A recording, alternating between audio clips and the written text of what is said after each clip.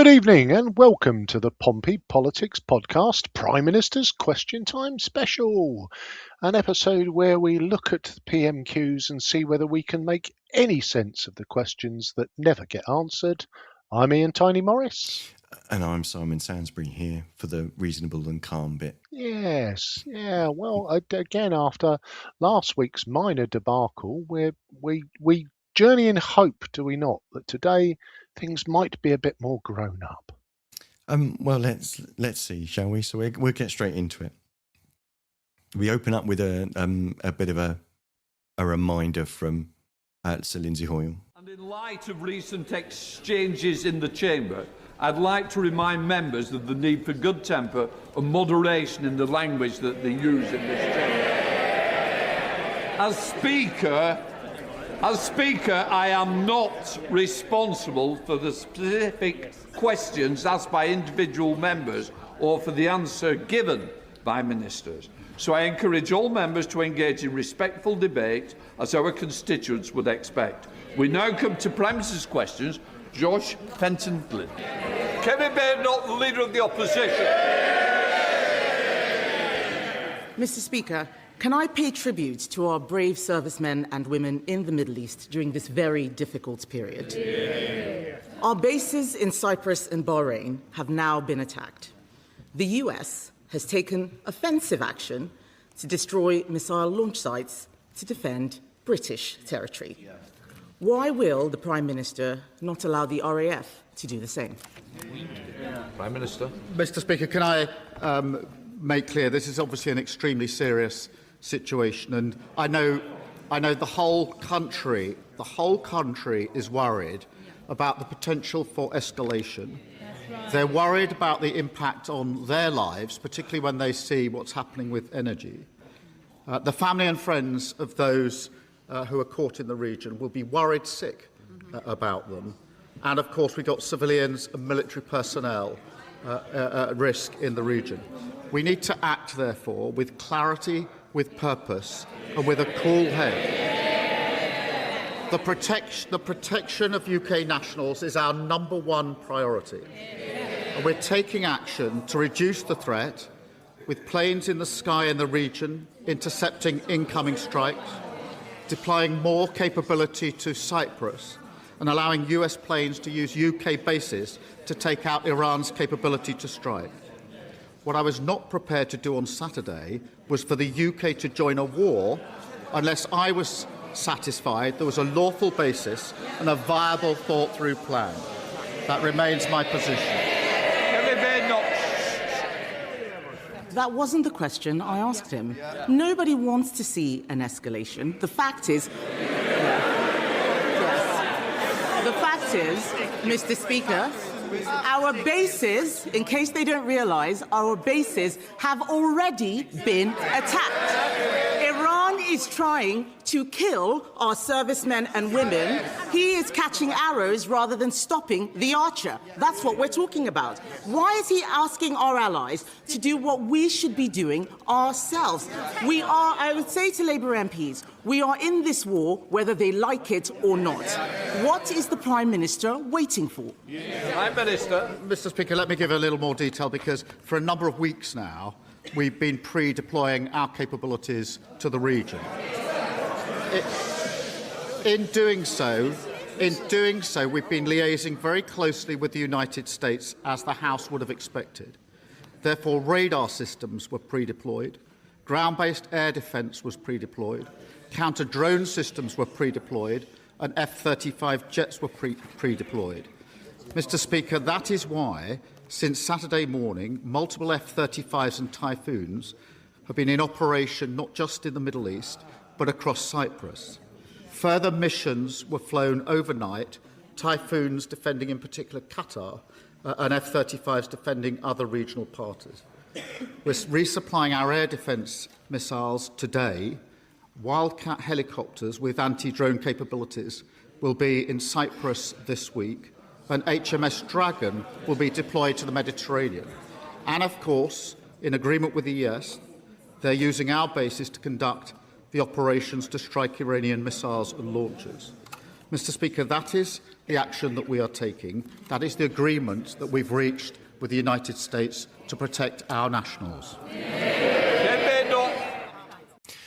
From a question of what is it you're doing with regards to kind of the situation, is Kemi Badenoch trying to... What are your views there? Yeah, I mean, for me, there's a bit more clarity to it, which is this is one of those areas where I think the Prime Minister is having to walk a fine line, because if you look back over the kind of the last sort of, well, since Donald Trump came to his second term of presidency, it was very clear that the end of being the world's policeman, we're not going to get involved, and now he's got very involved very quickly. And Iran's response appears to have just been to fire these kind of kamikaze drones off in all directions, including at British personnel and bases. So the Prime Minister's position originally was that, we're not going to get involved. You can't use our bases to start, which seems perfectly feasible. But obviously now the position is Iran has started firing missiles at ourselves, and I think Kemi Badenoch's kind of, you're trying to catch the arrows rather than kill the... seems like a perfectly fair question to ask. And my interpretation of Sir Keir Starmer's answer was leave the shooting of the Archer to the Americans. We're going to keep trying to stop the arrows. Yeah, I think you're right. I think the PM is having to kind of ride a very, very fine line. But it seems in trying to criticise that Kemi Badenoch is asking us is basically saying that we should be getting involved in an ill-defined attack on another country that seems to have kind of dubious mission definitions. Yeah, and I guess it depends where you stand, doesn't it? Because there is that element of and again, we don't want to get into that sort of wrapping ourselves in a flag imagery, but there is a little bit of, if Iran starts, Iran started firing missiles at British bases, Qatar, Dubai, Bahrain, none of whom had started a ruck with Iran. So there's an element of how long do you let Iran fire missiles at your personnel and at your allies before you join in, or to use a kind of slightly, or do you just continue to hide behind the US's skirts, hoping they'll take care of it for you? Well, because after all, they started it. Yeah. There is that element to it.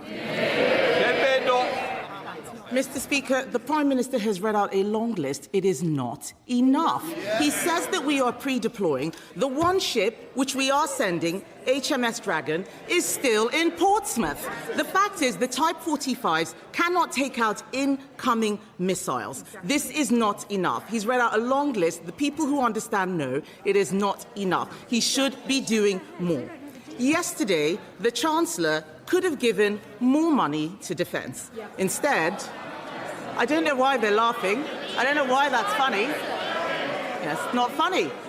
Yesterday, the Chancellor could have given more money to defence. Instead, she gave more money for welfare.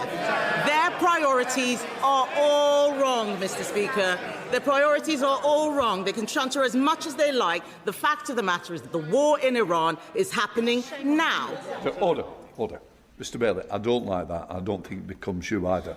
An officer and a gentleman, I expect more. Come bed. The fact of the matter, Mr. Speaker, is that the war... I can lip read as well. So please, let's learn something. If not, you'll learn the way out. Come bed. Mr. Speaker, the country is not going to be distracted by Labour MPs moaning. The fact of the matter is that the war in Iran is happening now. But the OBR say the government won't hit 3% on defence for 5 years. The war is happening now. There is no urgency from the Prime Minister. Why is he leaving the job of funding our armed forces to the next government? Prime Minister. I'm not going to take lectures on defence from the party opposite.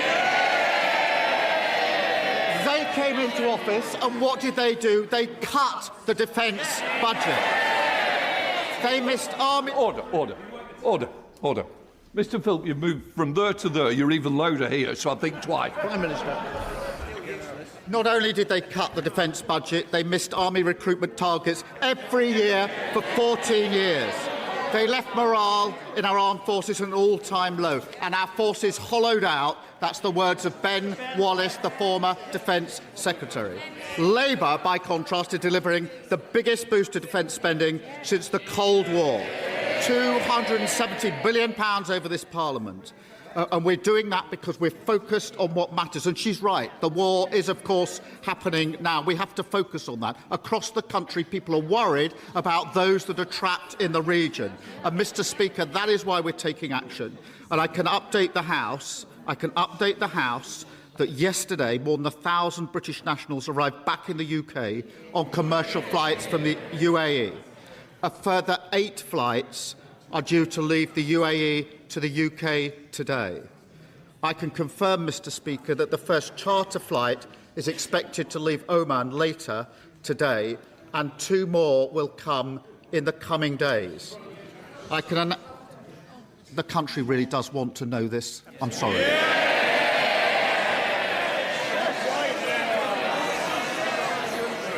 Family and friends are worried sick about people who are caught out.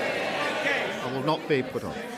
I can announce, Mr Speaker, we will lay on additional charter flights in coming days. British Airways are now laying on an extra flight from Oman, and the Foreign Secretary will have further discussions today. And can I urge all those in the House who have constituents who are caught in this to make sure that they do register their presence so we can do whatever we can to help them get home safely. Pause there again a second. So, for something so serious, and it seems that there's not much patience from Lindsay Hoyle on this subject, but for something so serious, there's still a lot of yaboo and a lot of moaning or chuntering from a sedentary position, as they say. Yeah, I think, ultimately, the challenge with this is that, Prime Minister PMQs has become very performative, hasn't it? And there is an element of, if it is going to address the issue in hand, then for me, the evacuation of British nationals caught in the crossfire is something that we should be focused on. Obviously, Kemi went to have a little dip there at Rachel Reeves' statement of yesterday, but that's obviously got no traction. And there is a little bit of, ultimately, you could put an absolute giant dustbin of money in the centre of the House of Commons today. You can't go and buy warships, drones, and F-35 fighter jets from Asda. No, you and even if you could, there'd be an order, a lead time, wouldn't there? Oh, that's the thing, is that if you're going to spend this money, you need to spend it wisely, but you needed to spend it 10 years ago. Is essentially the thing. Yeah. So and every defence project is runs over budget, runs over time, and is measured in years, not months. So there is an element of, and it's unlike me to be so balanced, but if we're in a hole now, then that is the previous administration's issue, not all you can do is push for the future. And I think there is a valid question of, we'll get to 3% after our term is up. It's fair to be challenged, but I'm not sure that helps the position we're in now. No, but it's fair to follow the money, because that tells you where the priorities are, doesn't it? Because at the end of the day, say all these things, but if you're not paying for them, they're not happening. Yeah. No, and it's just the great challenge of being in government rather than opposition, isn't it? You know, opposition, it's very easy to call upon the government to spend more money on insert topic of your choosing. The hard bit is when you actually have to press the button, and yeah. So, have we got more from Kemi? Let's get some more. We have. Mr. Speaker, I wasn't asking about evacuations. I was asking about defence spending. He needs to focus on the question he's being asked, not the statement that was prepared in the bunker. He stands there telling us that he's spending more money on defence. They're saying it. No, he isn't. In fact, they are cutting defence spending by £2.6 billion from the MOD budget this year. And that's why there are no Royal Navy warships in the Middle East, Mr. Speaker. In June last year, he should ask his Defence Secretary for the numbers, because that is what's happening. In June last year, Mr. Speaker, the government promised that its plan for funding our armed forces would be ready by autumn. In autumn, they promised it would be ready by the end of 2025. It is March 2026, and still nothing. So can the Prime Minister tell the House when his defence investment plan will finally be published? Prime Minister. Well, I'm sorry she's not interested in how people caught in the region are going to get home. I think for the vast majority of people watching this PMQs, that'll be the single most important thing on their mind. They cut defence spending, we're increasing defence spending. And we're doing that, Mr. Speaker, because we've stabilised the economy. Yesterday, the Chancellor announced inflation was down, interest rates down, borrowing down, debt down, investment, living standards growth up. Now, I know the Leader of the Opposition doesn't understand that. The Shadow Chancellor clearly doesn't understand that. Although I do have to thank him that in what's been a very difficult week, he provided some excellent unintended stand-up comedy in his response to the Chancellor yesterday. Kemi Badenoch. Mr. Speaker, he doesn't want to talk about the defence investment plan because he doesn't know. He doesn't know what is going on any policy, so he reads statements that are pre-prepared irrespective of the question, and the whole country can see it. The truth is that because they spent money on welfare, there is no defence investment plan. Because there is no defence investment plan, they are not ordering enough missiles. The fact is that this crisis goes beyond defence spending. They can chant as much as they like. They are pathetic, spending money on welfare instead of defence spending. Sorry, Mr. Speaker. They're not just pathetic, they are also weak. This crisis goes beyond defence spending. It is also about the cost of living. This war is interrupting the supply of oil and gas. That is driving up the cost of petrol and making it more expensive to heat our homes. Yet he is stopping drilling in the North Sea while importing the same oil and gas from Norway. Does he think that at a time of geopolitical crisis, it makes sense to kill our oil and gas industry and give up that ready supply of energy? Well, the question of the energy supply right now is a serious question, and we are doing all we can with allies to make sure that that is preserved. And it's vital that we keep trade flowing through the Straits of Hormuz, Mr. Speaker. The Energy Secretary met the International Energy Agency yesterday, and the Chancellor is meeting oil and gas companies today. We're keeping in close contact with our allies and key industry players. Again, I think the country wants to know what we're doing now in relation to what's happening in coming days. Mr. Speaker, oil and gas will be part of our energy mix for many years to come. But if Ukraine and the last few days have taught us anything, it is that all the time we're on the international market, we are vulnerable to these changes. That is why renewable energy, where we have our independence and security, would take us off those markets and give us the security that we need.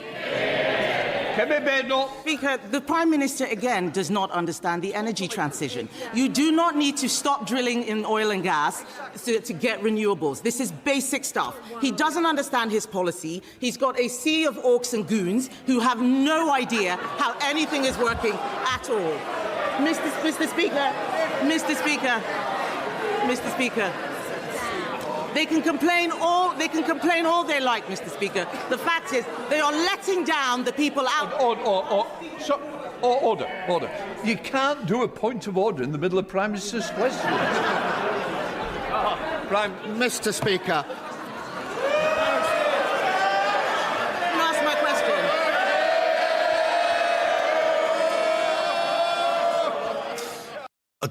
Just for those listening rather than watching, so after that interjection by Sir Lindsay Hoyle, the PM stood up before Kemi Badenoch had actually finished her question, which was hence the reaction. I'll go straight back to it.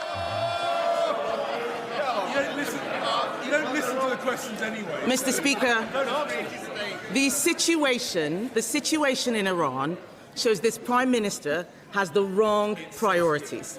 When it comes to defence, it's someone else's job. When it comes to welfare, they find the money. When our bases are attacked, they call the lawyers. When our energy security is under threat, they stop drilling in the North Sea. Mr. Speaker, the truth is, Mr. Speaker, after last week's by-election, isn't the truth that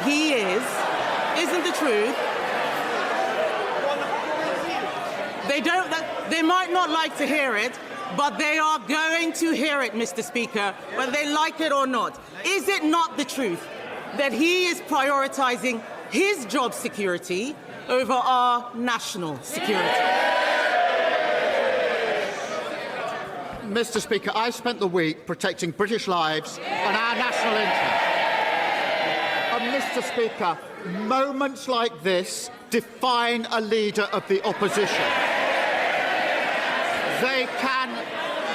They can either step up, act in the national interest and show that they're fit to be Prime Minister, or they can expose their utter irrelevance. She has chosen the second. Sir Ed Davey, leader of the Liberal Democrats. Oh, here comes Ed. So, thought I'd quickly pause there. Yeah. She does have a nice turn of phrase. A sea of orcs and goons. Which perhaps isn't getting to the heart of the matter, but no, I mean a lot to unpack there. The fact that fuel prices were rocketing again. I had a spicy exchange only yesterday on Portsmouth politics around the it doesn't have to be one or the other. Renewables, more of them, good. We're going to be needing oil for decades to come. There's quite a bit of it still in the North Sea. It seems like the green energy thing is another one of these ideological positions where you either have to be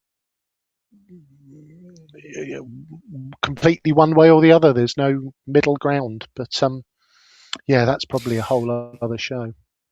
It is, and what I think is being referred to there is the fact that wholesale electricity prices in the UK are actually linked to whichever is the most expensive medium of generation, yes. And that's currently gas. Yeah. So if there was a regulatory change that altered that, it would mean that our prices didn't fluctuate with the fluctuations of gas-powered generation. That's kind of essential. That's a very simplistic way of kind of looking at that. You can't obviously. Even if we drilled something out of the North Sea, that's not ours. It's unless you're going to take it into public ownership, which would be very Corbyn. It's sold on the open market, so it doesn't necessarily actually improve our situation. However, generation from the wind farms in Scotland or from the solar panels in throughout Oxfordshire or wherever is generated here and stays here, unless you start getting into interconnectors, and we're not going to get into that. So Yeah. Yeah, no, we're not going to. Yeah, no, I just think it's that, I guess the key part is there is a mechanism Yes. by which the price is defined. At the moment, that seems to fail everybody. Perhaps, in that analogy of archers and catching arrows, perhaps we need to look at the way in which the price is defined as we transition more Yes. towards renewables. So last week, Sir Ed Davey was our great hope who brought just a modicum of sense to the conversation. So Yes. shall we Let's see what we've got from Sir Ed. what, as Sir Ed swings in, see when comes swinging in on a bungee cord. Let's see what he's got to say. Well, he doesn't do that, but nonetheless. Right. Sir Ed Davey, Leader of the Liberal Democrats. Thank you, Mr. Speaker. Can I associate myself with the Prime Minister's remarks on Sarah Everard and the need to do far more to tackle violence against women and girls? And can I also associate myself with the Prime Minister's remarks on Iran, as we rightly debate how to make tax exiles pay their fair share? It is absolutely right the government does everything it can to get all British citizens to safety. Mr. Speaker, experts are warning that families could see their energy bills rise by £500 a year as a result of Trump's illegal war. But millions of families and pensioners are already struggling to keep their heads above water thanks to years of a cost of living crisis. When Putin invaded Ukraine, he and I campaigned for months to get the Conservatives to act on energy bills. This time, will the Prime Minister save families that anxiety and give a cast iron guarantee today that he will not let energy bills rise by £500 this year? Prime Minister.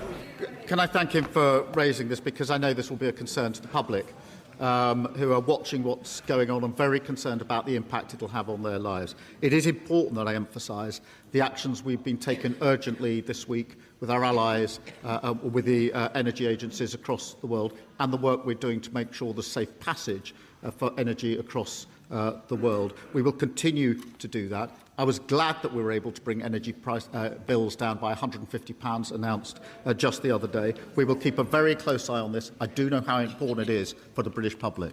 Sir Ed Davey. Well, I thank the Prime Minister for his reply, but I hope he will act if energy bills do go up by £500. Mr. Speaker, Donald Trump's war on Iran has not only brought more chaos across the Middle East, it's increased the threat to our national security here at home. Iran's Revolutionary Guard has previously plotted several failed terrorist attacks in the UK, targeting Iranian journalists, British Jews, and members of this House. Now they are more desperate and dangerous than ever. We've called for the IRGC to be prescribed as terrorists for years. The last government failed to do it, and so has his. So will the Prime Minister table emergency legislation to better protect our country from Iranian terrorists? Will he do it this week? Prime Minister.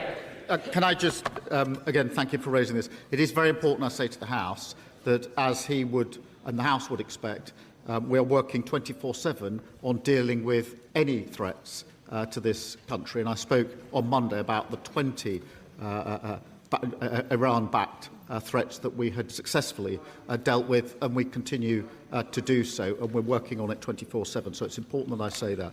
In relation to the IRGC, obviously we've put in place a number of sanctions already. We don't comment on prescription, but we have made the case that there needs to be legislation to deal with state-backed terrorist groups, and we're looking into that. My brow is furrowed. I could see it was on 2 counts. okay. And one is close. Well, one is close to my heart in terms of the amount of money that was given away by the last government to keep energy prices down. Billions upon billions upon billions upon billions. In fact, I think it was one of the first, Liz Truss wasn't in office very long, but the first thing she did was signed, I can't remember, the 60 or 90 billion kind of handout to keep energy prices down.